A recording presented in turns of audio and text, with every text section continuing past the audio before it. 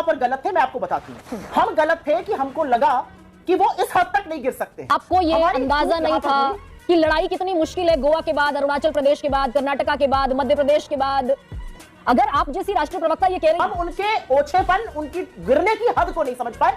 विधायकों की नाराजगी समझने में भी फेल रही क्या कांग्रेस? अमित शाह और योगी जी का क्या सुरफुटअव्वल है दुनिया को पता है। वसुंधरा राजे वर्सेस शेखावत जग जाहिर है। मैं 10 साल के वो चेहरे गिन रही थी। कैप्टन अमरिंदर चले गए, गुलाम नबी आजाद चले गए, आरपीएन सिंह चले गए, मिलिंद देवड़ा चले गए, अशोक चव्हाण चले गए, बाबा सिद्दीकी चले गए। मुझे लगता है हमारी लड़ाई और प्रखर हुई है। राहुल गांधी की आवाज को और बुलंदी मिली। लेकिन बहुत सारे ऐसे नेता हैं जो बीजेपी में नहीं गए क्योंकि बीजेपी में जगह नहीं थी उनके लिए। वाह क्या सीन है। दोस्तों, आज के इस वीडियो में हम देखेंगे कांग्रेस प्रवक्ता सुप्रिया श्रीनेत और न्यूज एंकर गरिमा सिंह के बीच हुए सवाल और जवाब को। दोस्तों, कांग्रेस में भगदड़ मची हुई है। बड़े बड़े कांग्रेसी नेता कांग्रेस पार्टी को छोड़कर भाग रहे हैं। इसी बात को लेकर न्यूज एंकर गरिमा सिंह ने सुप्रिया से पूछा आखिर ऐसा क्यों हो रहा है और इस बात से कांग्रेस पार्टी कमजोर हो रही है। तब सुप्रिया जी का कहना था कि इस बात से कांग्रेस पार्टी और मजबूत हो रही है और खास तौर पर राहुल जी की आवाज और भी प्रखर हो रही है। दोस्तों, मोदी जी को छोड़िए, मुझे लगता है कि कांग्रेस पार्टी के नेता ही एक दिन कांग्रेस को ठिकाने पर लगा देंगे। तो आइए देखते हैं क्या हुआ। सुप्रिया, शुरुआत आपसे कर रही हूं। भगदड़ इतनी क्यों है कांग्रेस में? इस बात पर पार्टी के भीतर कोई इंट्रोस्पेक्शन है क्या? मेरा अपना मानना है कि इस समय विपक्ष की राजनीति करना बड़ा मुश्किल है। और इसलिए मुश्किल है क्योंकि अगर आप विपक्ष में हैं और सरकार से सवाल पूछते हैं तो आपके खिलाफ लांछन लगाए जाएंगे, आपके खिलाफ दुष्प्रचार किया जाएगा, सब कुछ नहीं होगा तो आपको प्रलोभन दिया जाएगा, उससे भी बात नहीं बनेगी तो आपके पास ईडी, सीबीआई, इनकम टैक्स, कभी सच कभी झूठ केसेस में लगा दी जाएगी। तो अगर आपके अंदर कलेजा है, अगर आपके अंदर हौसला है तो आप लड़ेंगे। नहीं तो अगर आप आइडियोलॉजिकल समरसॉल्ट मारकर कांग्रेस से बीजेपी में जा सकते हैं तो मेरा अपना मानना है कल नहीं आज चले जाइए। इसलिए चले जाइए क्योंकि यहां पर डरपोक होकर, यहां पर दबकर, यहां पर संशय में राजनीति नहीं की जा सकती। अब यह आमने सामने की लड़ाई है और इस आमने सामने की लड़ाई के लिए हौसला चाहिए, पहली चीज। दूसरी चीज, ये नैरेटिव बनाने का भी एक तरीका होता है। भारतीय जनता पार्टी ने, और क्या ट्रिगर है उसका, उस पर मैं बिल्कुल खुलकर बोल देती हूं। हमारे 3 सांसद कर्नाटका में चुने गए, उनको पहले तो मेरी बधाई।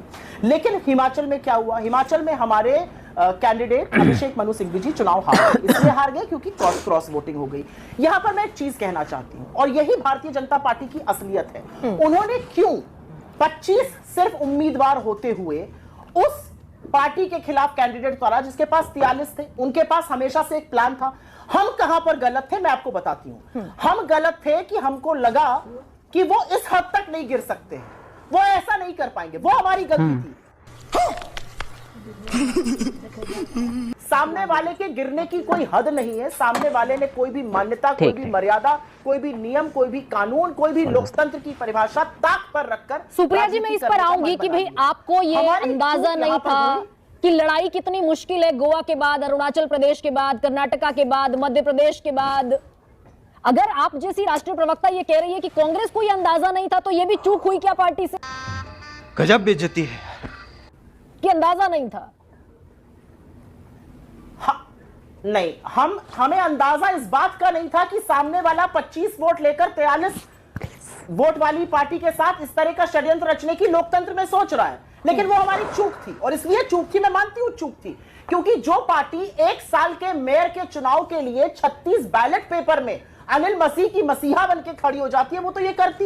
यहां पर बिल्कुल चूक थी। हम उनके ओछेपन, उनकी गिरने की हद को नहीं समझ पाए। यहां पर मैं आपकी बात से बिल्कुल सहमत हूं और मानती हूं कि राजनीति इतने निम्न स्तर की भारतीय जनता पार्टी करती है कि वो करने के लिए समझना जरूरी है कि आप कितना गिरने को तैयार। लेकिन सुप्रिया जी, फिर एक सवाल यह भी है कि सुखविंदर सुक्खू से नाराज है विधायक आपके, जिसकी सुनवाई नहीं हो रही थी। और उन 3, अभी ये खबर भी है कि 3 विधायक ये कह रहे हैं कि मुख्यमंत्री बदल दीजिए, हम लौट आएंगे, हमारी कांग्रेस आला कमान से कोई दिक्कत नहीं। तो ये इंटरनल पॉलिटिक्स भी समझने में, विधायकों की नाराजगी समझने में भी फेल रही क्या कांग्रेस? बात तो सही है। गरिमा जी, राजनीति जो है ना, वो महत्वाकांक्षा का दूसरा नाम है। हर पार्टी में नेता, हर स्टेट में अलग अलग नेता होते हैं। उन नेताओं के कुछ उनके साथ संलग्न लोग होते हैं, जिसको अगर आम बोलचाल की भाषा में एक गुट दूसरा गुट कहा जाता है। क्या गुटबाजी भारतीय जनता पार्टी में नहीं है? लेकिन वहां पर इतना डर है कि गुट आपस में कुछ कर नहीं पाते। असलियत यह है कि पाटिल जी और रूपाणी जो पहले मुख्यमंत्री थे उनकी बोलचाल नहीं थी। अमित शाह और योगी जी का क्या सुर फुटा हुआ है दुनिया को पता है। वसुंधरा राजे वर्सेस शेखावत जग जाहिर है। नरोत्तम मिश्रा वर्सेस शिवराज सिंह चौहान जो बेचारे अब दूध की मक्खी की तरह से हटा दिए गए सबको पता है। असलियत यह है कि हमारे यहाँ जो ये कैंप्स होते हैं वो जरूर एक कैंप दूसरे से असंतुष्ट रहता है, लेकिन वहां पर समन्वय बनाने की जरूरत है। मैं पूरी तरह से आश्वस्त हूं कि यह समन्वय बन जाएगा। हाँ। और जरूर हमारी सरकार पूरी तरह से सुरक्षित रह के वो काम करेगी जिसके लिए उसको प्रचंड बहुमत मिला है। नहीं, ये तो चलिए सरकार की, हिमाचल सरकार की बात हो गई। मैं तो इससे आगे की लड़ाई देख रही हूँ 2024 की। सुप्रिया जी, मैं 10 साल के वो चेहरे गिन रही थी, दशकों तक कांग्रेस में रहने वाले चेहरे। और ये सिर्फ हिमाचल की बात नहीं है, मैं तो ओवरऑल आपसे पूछ रही हूँ। कैप्टन अमरिंदर चले गए, गुलाम नबी आजाद चले गए, आरपीएन सिंह चले गए, मिलिंद देवड़ा चले गए, अशोक चव्हाण चले गए, बाबा सिद्दीकी चले गए, ज्योतिरादित्य सिंधिया चले गए। वो लेगेसी थी जिनकी कांग्रेस के भीतर, तो इससे लड़ाई तो कमजोर हुई कि नहीं हुई? सुप्रिया, आपने बहुत बढ़िया सवाल पूछा है। आपने बहुत बढ़िया सवाल पूछा है। मुझे लगता है हमारी लड़ाई और प्रखर राहुल गांधी की आवाज को और बुलंदी मिली। हाय हाय, इतना सुकून। मुझे लगता था कि कांग्रेस पार्टी में केवल एक पप्पू है, लेकिन यहाँ पर तो हर बार एक नए कॉमेडियन देखने को मिल जाते हैं।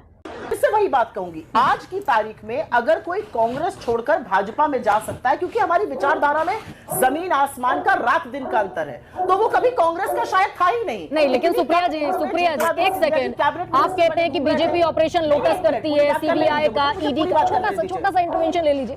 ऑपरेशन लोटस करती है BJP, CBI, ED, income tax और जाने क्या क्या आप सब एक सिरा पकड़कर चलते हैं। लेकिन बहुत सारे ऐसे नेता हैं जो बीजेपी में नहीं गए। मैं सुष्मिता देव का जिक्र करूंगी, मिलिंद देवड़ा तो अभी हाल ही में छोड़कर गए, शिवसेना गए, वो बीजेपी गए भी नहीं, क्योंकि बीजेपी में जगह नहीं थी उनके लिए। वाह दीदी, वाह दीदी, नहीं दीदी, वाह दीदी, दीदी। बंबई में उनकी जगह शिवसेना में थी, बीजेपी उनको राज्यसभा नहीं दे रही थी, शिवसेना नहीं, कांग्रेस में क्यों लोग जगह नहीं देख रहे हैं? मैं तो मिलिंद मेरे बहुत अच्छे, मैं बोल रही हूँ, मिलिंद मेरे बहुत अच्छे मित्रों में से एक है, और उस डिस्क्लेमर के साथ मैं कह रही हूँ, मिलिंद ने पिछले 10 सालों में सरकार के खिलाफ कौन सा मोर्चा खोला? कितनी बार सरकार के खिलाफ खुलकर सड़कों पर मिलिंद आपको लड़ते हुए दिखे? ये सवाल मैं पूछूंगी, ये सवाल मैं ज्योतिरादित्य जी के लिए पूछूंगी, ये सवाल मैं अमरिंदर सिंह जी के लिए पूछूंगी। किसान आंदोलन हो रहा है, पंजाब का किसान जाके अमित शाह से मुलाकात कर रहा है क्योंकि उनके लड़के के खिलाफ ईडी का मोर्चा खुला हुआ है। तो ऐसे लोग हमारे साथ न रहकर भाजपा में ही रहे तो बहुत अच्छा है। लेकिन मैं एक बात कह के अपनी बात का अंत करती हूं, चले थे कांग्रेस मुक्त भारत बनाने, कांग्रेस युक्त भारतीय जनता पार्टी जरूर बना ली है। और अंत में इनकी हिपोक्रेसी 10 सेकंड में सिर्फ ये बोलनी है, इनका पाखंड और इनका ओछापन ये है कि जिन जिन लोगों पर आरोप लगाते थे परिवारवाद का, भ्रष्टाचार का, फलाने केसेस का, उनको गंगा में नहलाकर, गोता खिलवाकर, साबुन तेल से सफाई कराकर अपने में शामिल कर लो, सब चंगा सी। अच्छा सुप्रिया जी, लड़ाई कमजोर होती है क्या या नहीं होती? हेमंत बिस्व शर्मा, बड़े बड़े लोगों के चले जाने से ये लोग, भाई महाराष्ट्र में तो तकरीबन खाली हो गया ना। राहुल गांधी की न्याय यात्रा महाराष्ट्र पहुंची तो अगुवानी करने के लिए बड़ा नेता नहीं था कोई। आप ये क्या बोल रही हैं? अगवानी करने के लिए नहीं था। नाना पटोले से लेकर जितने बड़े बड़े नेता हैं, बाला साहब थोरट, ये सारे बड़े नेता अपने क्षेत्रों के हैं। एक अशोक चव्हाण जी के जाने से मैं तो फिर पूछूंगी ना, अशोक चव्हाण जी पर अगर ईडी का केस ना होता, उनकी लड़की के खिलाफ मोर्चा ना खोला होता, तो क्या वो जाते? किस तरह का प्रभाव, किस तरह का प्रेशर उनसे था, किसी महाराष्ट्र के लोग से पूछ लीजिएगा। मैं फिर से कहूंगी, ऐसे लोगों के जाने से जो सैद्धांतिक रूप से कहीं ना कहीं कॉम्प्रोमाइज है, हमारी लड़ाई और प्रखर और मजबूत होती है। वो लड़ाई पिछड़ों की, आदिवासियों की, दलितों की, शोषितों की, युवाओं की, बेरोजगारों की, महिलाओं की लड़ाई है। उसमें कोई नेता रहे या जाए, मुझे लगता है लड़ाई जो है वो उन लोगों के द्वारा लड़ी जाती है जो आपकी विचारधारा में 100% यकीन करते हैं। तो लड़ाई प्रखर हुई, लड़ाई प्रखर हुई। बड़े से बड़े कांग्रेसी नेता पार्टी को छोड़कर भाग रहे हैं और इस बात से भी कांग्रेस पार्टी को फायदा हो रहा, ये तो गजब की बात है।